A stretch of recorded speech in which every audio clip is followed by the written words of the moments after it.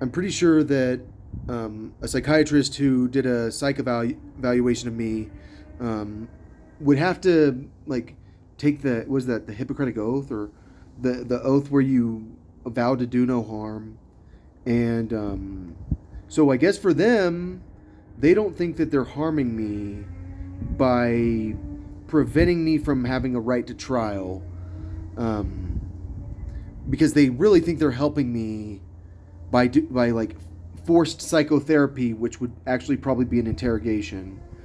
Um, all right, so during college, I had like I don't know, but there were like four roommates. There was pretty much my best friend Dan, and there was Dave, and Dave's the one that told me about um, West Texas. He told me it was not a fertilizer plant.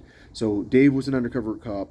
There's this other guy Seth, and then there was Steve, and Steve wasn't as good of friends with me as the rest of them. Like he was just kind of the guy I ended up living with, and sometimes he like talked to himself, and I don't know. So we all had a handshake, not Steve, but the rest of us had a handshake, a secret handshake where you like we were that good of friends, and like I think we were all kind of linked together through Dan, pretty much. But they were linked together from the same because they were from the same dorm. I was from a different dorm, and yeah. So Dan thought that I needed to break up with Courtney, my girlfriend of forever long, and that's why he showed me Saving Silverman.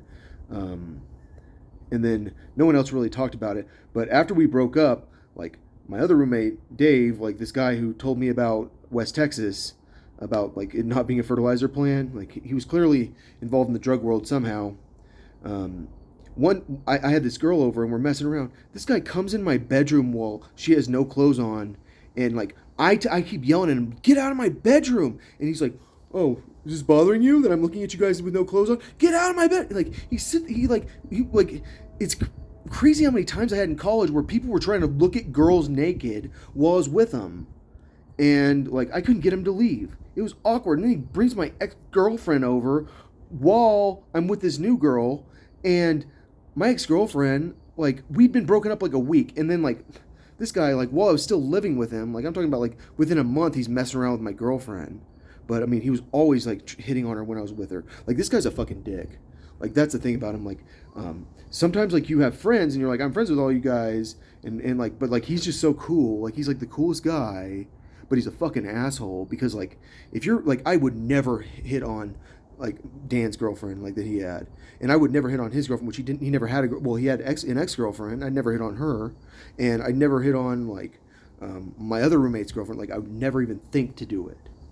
Like and the last thing I would like, especially while I'm living with you, like I accidentally messed around with one of my friend's girlfriends while I was in college, like and like I don't know if they were broken up or what, but like I did not try, and I did not try again, and I felt bad, and he was not as good of a friend, but he was my buddy, and like all I'm saying is like this guy was trying, like I mean that's the thing, like this guy's such an asshole, but he's on the list I sent out.